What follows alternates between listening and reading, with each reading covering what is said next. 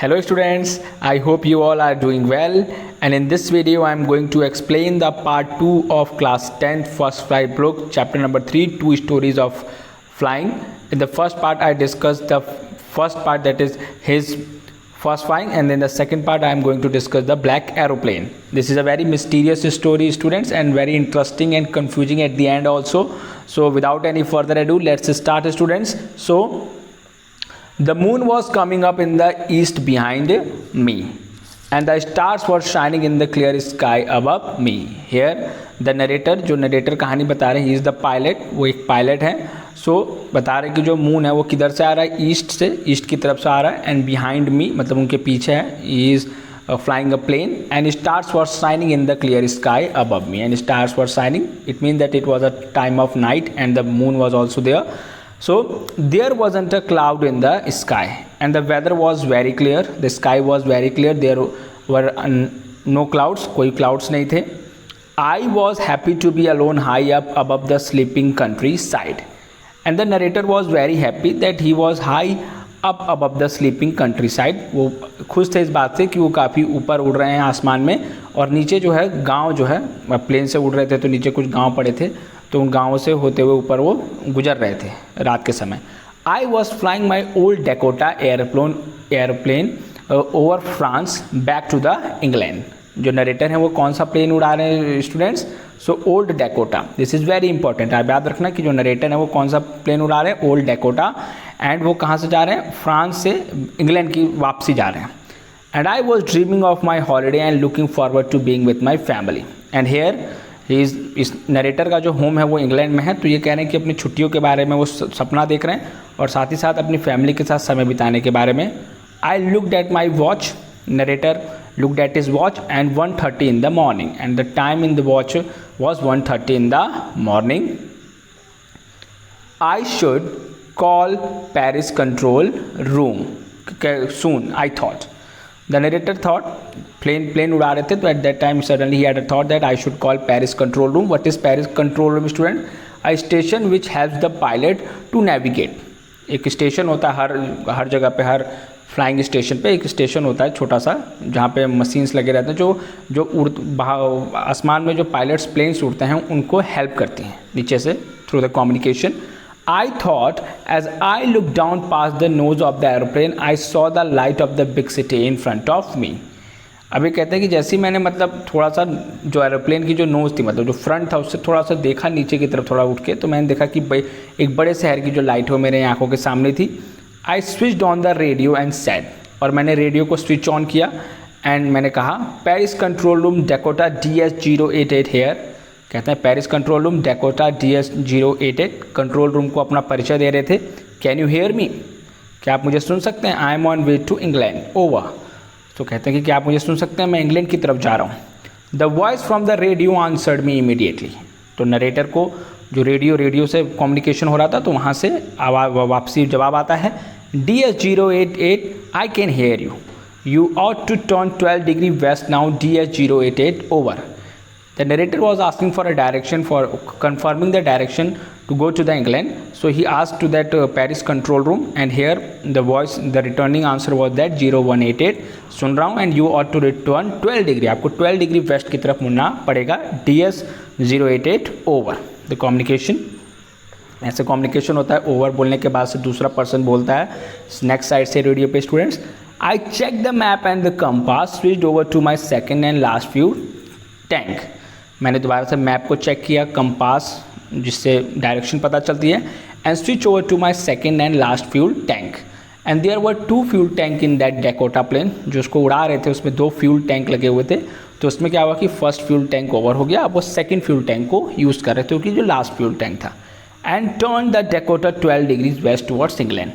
और ये सब देखने के बाद, जांच पड़ताल करने के बाद से, जो डेकोटा प्लेन था उसको 12 डिग्री वेस्ट को टर्न कर देते हैं. I will be in the time for breakfast I thought. वो ये सोचते हैं कि जो ब्रेकफास्ट, जो नाश्ते का समय है, उस समय तक मैं पहुँच जाऊँगा. A good big English breakfast, एक बहुत अच्छा बढ़िया English breakfast. Everything was going well and it was an easy flight. And according to the narrator, अब तक जो था सब कुछ बढ़िया चल रहा था, और फ्लाइट जो थी बहुत आसान थी, बढ़िया से उड़ रहा था. Paris was about 150 kilometre behind me and I saw the clouds.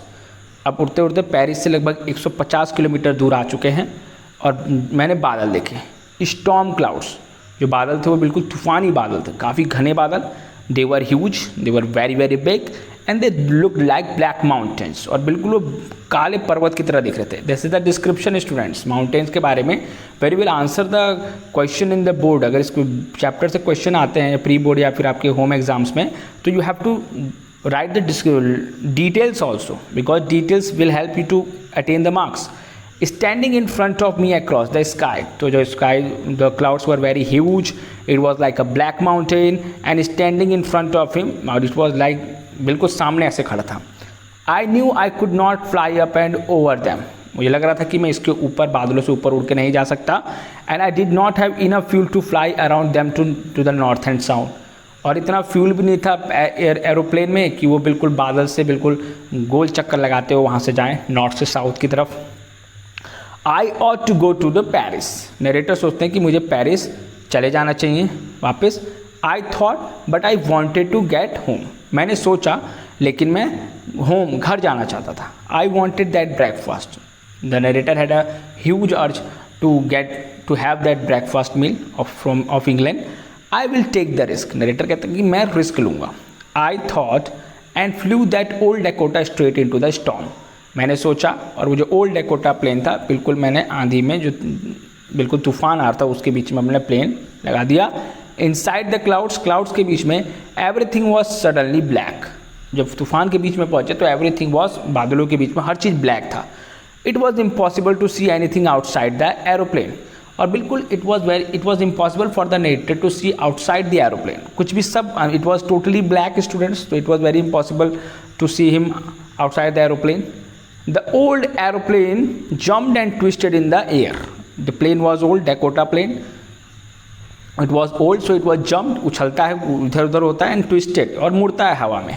I looked at the compass, the narrator looked at the compass and I couldn't believe, and he couldn't believe, उनको विश्वास नहीं होता है स्टूडेंट्स।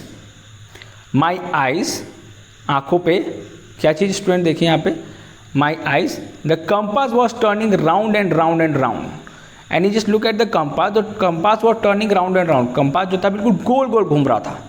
इट वॉज डेड, खराब हो चुका था, and it would not work, अब वो काम नहीं कर सकता था। The other instruments were suddenly dead, and eventually after the compass all the instruments in the planes were also dead, they all were not working student. I tried the radio, here the narrator tried the radio again to get into the communication with the Paris control room students. Paris control, can you hear me? Narrator is confirming, Paris control, can you hear me? There was no answer, and from that side there was no answer to the narrator. The radio was dead too, the radio was even not working. I had no radio, no compass, and I could not see where I was. And here the narrator, without the help of radio and compass, he could not able to identify that where he was. I was lost in the storm. The narrator was totally lost in that storm. तूफान में खो चुके थे। Then in the black clouds quite near me, तभी अचानक उन घने बादलों में I saw another plane. मैंने एक और दूसरा एरोप्लेन देखा। It had no lights on its wings. उसके जो पंख थे, उसके फ्लैप्स थे, उस पर कोई लाइट नहीं लगी हुई थी। जो स्टूडेंट्स, जो विंग्स होते हैं ना एरोप्लेन्स के, उस पर लाइट्स लगी होते हैं, जो जिससे कि आसमान में जब उड़ते हैं तो कहीं ना कहीं आइडेंटिफाई करने के लिए इट इज़ अ प्लेन, ये हेल्प करता है स्टूडेंट्स। तो वो जो प्लेन देखा नरेटर ने, उसमें कोई भी विंग्स, मतलब उसके विंग्स पे कोई भी लाइट नहीं थी। But I could see it flying next to me through the storm, लेकिन नरेटर ने देख लिया था कि वो बिल्कुल उनके बगल से गुजर रहा है। आई could see the pilots face, narrator जो पायलट था उसका चेहरा देख सकते थे। टर्न टूवर्ड्स मी, मेरी तरफ मुड़ता है। I was very glad to see another person, narrator was very happy to see that another pilot on that another plane, and he lifted one hand and wave, and उसने क्या करा, आदमी ने जो दूसरे प्लेन पे था उसने अपना हाथ उठाया और वेव किया, अपना हाथ हिलाया उसने ऐसे, और कहता है follow me, he was saying follow me, हाथ का इशारा करते हुए कहता है कि फॉलो मी, मेरी तरफ आओ, मेरी तरफ आओ। He knows that I am lost and I thought he is trying to help me. The narrator thought that, I think that pilot in the another plane also thinks that the narrator is lost in the storm, so he thinks that he is trying to help me. So he turned his aeroplane slowly to the north. तो narrator ने क्या करा कि जिधर type वो black aeroplane मुड़ा उसी की तरफ उन्होंने भी नॉर्थ को प्लेन को मोड़ दिया। इन फ्रंट ऑफ माई डैकोटा वो मुड़ा जो, and so that it would be easier for me to follow him. जो ब्लैक एरोप्लेन था वो आगे स्टूडेंट जाके मुड़ा नॉर्थ की तरफ, तो उससे जो नरेटर था उनको भी पता चल गया कि मुझे भी इसी डायरेक्शन में जाना है। I was very happy to go behind the strange aeroplane like an obedient child, and the narrator was very happy because that plane was helping him. He thought that it will help to reach him over the safe place, so he just was following that old black aeroplane instructions very like a obedient child, आज्ञाकारी बच्चे की तरह बिल्कुल follow कर रहे थे। After half an hour the strange black aeroplane was still there in front of me in the clouds, और आधे घंटे उड़ान भरने के बाद से अभी भी वो जो स्ट्रेंज विचित्र ब्लैक एरोप्लेन था वो बिल्कुल आंखों के सामने बादलों के बीच में था उनके। Now there was only enough fuel in the old Dakota's last tank to fly to 5 or 10 minutes more, and जो सेकेंड फ्यूल टैंक था ओल्ड डेकोटा प्लेन में, उसमें जो प्लेन था उसमें इतना तेल था कि केवल 5 से 10 मिनट ही वो उड़ सकता था। I was starting to feel frightened again. Narrator was feeling frightened, डर लग रहा था क्योंकि अब फ्यूल ख़त्म होने वाला था। But then he started to go down and follow through the storm. लेकिन फिर उन्होंने जो था दैट इज़ जो ब्लैक प्लेन था वो क्या करता कि नीचे जाता और फिर बिल्कुल तूफान के बीच से होते हुए जो ब्लैक एरोप्लेन था वो निकल रहा था। Suddenly I came out of the clouds, जैसे उसको फॉलो किया तभी अचानक क्या हुआ कि वो बिल्कुल काले बादलों से उसके पीछे पीछे करते अचानक क्या हुआ कि उन्होंने पाया कि वो बादलों से निकल चुके हैं, बाहर निकल चुके हैं। And saw 2 long straight lines of lights in front of मी, और ये देखते हैं कि जैसे ही बादलों के बीच से दिखते हैं तो सामने 2 स्ट्रेट लाइंस देखते हैं जहाँ लाइट्स लगी हुई है बगल में मेरे आंखों के सामने। नरेटर बोलते हैं it was a runway an airport, वो एयरपोर्ट का रनवे था। रनवे में तब जहाँ पर आके फ्लाइट उतरती है, जहाँ से फ्लाइट टेक ऑफ करती है। आई वॉज सेफ, नरेटर कहते हैं मैं सेफ हूँ। I turn to look for my friend in the black aeroplane, मैं मुड़ा देखने के लिए कि कहाँ वो मेरा फ्रेंड जो ब्लैक एरोप्लेन में था वो कहाँ है। But the sky was empty, लेकिन जो आसमान था वो बिल्कुल एम्प्टी था, खाली था। देयर वॉज नथिंग देयर, वहाँ कुछ भी नहीं था। The black aeroplane was gone, काला एयरप्लेन विमान जो था वो गायब हो चुका था। And I could not see it anywhere, और मैं उसे कहीं भी नहीं देख सकता था। I landed and was not sorry to walk away from the old Dakota near the cold control tower. जो नरेटर है उन्होंने अपने प्लेन को लैंड किया और बिल्कुल बिना कुछ अफसोस किसी भी बात के डर वर के सीधे वहाँ से उतरते हुए कंट्रोल टावर पे जाते हैं। I went and asked a woman in the control centre, मैं जाता हूँ वहाँ पे और जो कंट्रोल सेंटर था वहाँ पे जो औरत बैठी हुई थी मैं उससे पूछता where I was who and the other pilot was, मतलब मैं कहाँ पर था और मैं जो दूसरा पायलट था वो कौन था। I wanted to say thank you, मैं उस अदर पायलट को थैंक यू बोलना चाहता हूँ। She looked at me very strangely and then laughed, जो औरत थी इस कंट्रोल सेंटर में students, she looked at the narrator and very strangely, मतलब अजीब से तरह से देख रही थी और हंसने लगती है। अनदर प्लेन, हंसते हुए कहती है कि दूसरा plane, up there in this storm, इस तूफान में दूसरा plane. No other planes were flying tonight, कहती है कि कोई भी इस रात को कोई भी दूसरा प्लेन नहीं फ्लाई कर रहा था। Yours was the only one I could C on the radar, जो रेडार था जिससे हमें पता चलता है कि कितने प्लेन्स आसमान में हैं, उसमें उस रेडार में सिर्फ एक तुम्हारा ही प्लेन था। So who help me to arrive there safely without a compass और a radio and without any fuel in my tanks, तो कहता है कि फिर मेरी मदद किसने करी यहाँ पर सेफली आने में। मेरे ना प्लेन का कंपास काम कर रहा था, ना radio, and fuel tank was also going to empty. Who was the pilot on the strange black aeroplane flying in the storm without lights, कौन था वो पायलट जो स्ट्रेंज ब्लैक एरोप्लेन था जो बिल्कुल तूफान में उड़ रहा था और उसमें कोई लाइट नहीं थी।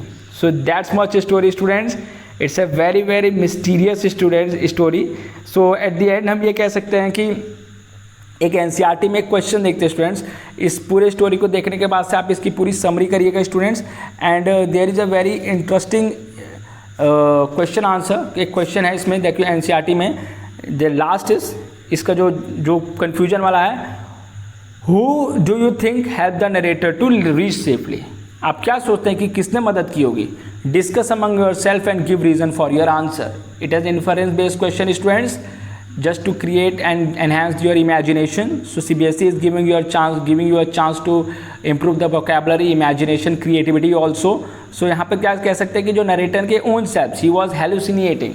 Hallucinating का मतलब कि कहीं ना कहीं जो नरेटर जो कहानी बताते हैं उन्हें भ्रम हो गया था। So that's the answer of this, कहीं ना कहीं वो भ्रम था क्योंकि रेडार पर कहीं शो नहीं हो रहा था, कुछ भी हो नहीं रहा था।